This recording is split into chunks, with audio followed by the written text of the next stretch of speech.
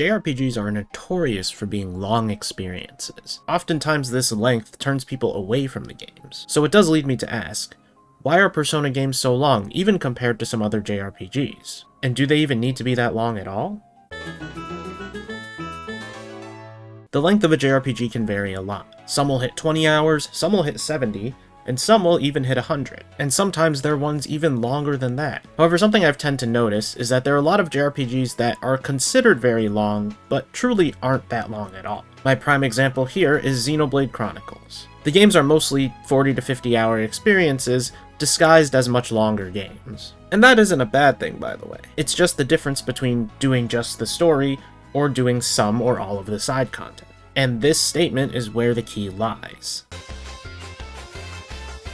One could describe social links, raising social stats, and hanging out with friends as side content in Persona games. However, while that is true, you do lose a lot from not doing these things. If you do choose to just sleep in and skip all the side stuff just to keep to the story, 1, it's an incredibly repetitive task to do so, and 2, you lose out on big pieces of the game. But whether you choose to do this or not, let's talk about the one system that actually encourages you to do the side content in Persona: the calendar.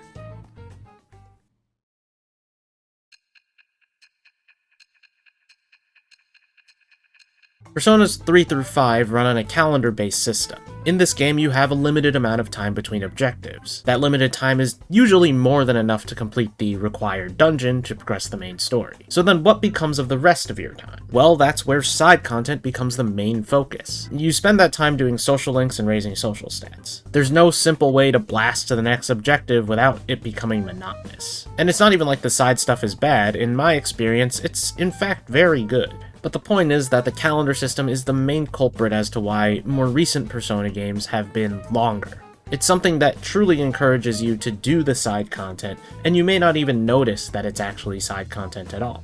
It basically pushes you to experience all the game has to offer. And if you want some more debatable proof that this system is what makes Persona so long, if you take a look at the moment the Persona series jumps to the calendar system, you'll notice a steep rise in playtime on just the main story alone. Of course, this only applies to main series games.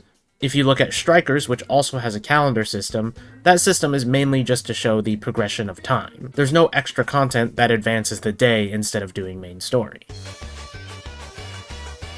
I think it's difficult to try to change something that's fundamentally worked for all these years, especially in one of the most popular entries of your franchise, that being Persona 5. And it's also not necessary for them to change the system at all. People may even come to accept playing a game that's long, so as long as the quality is also there.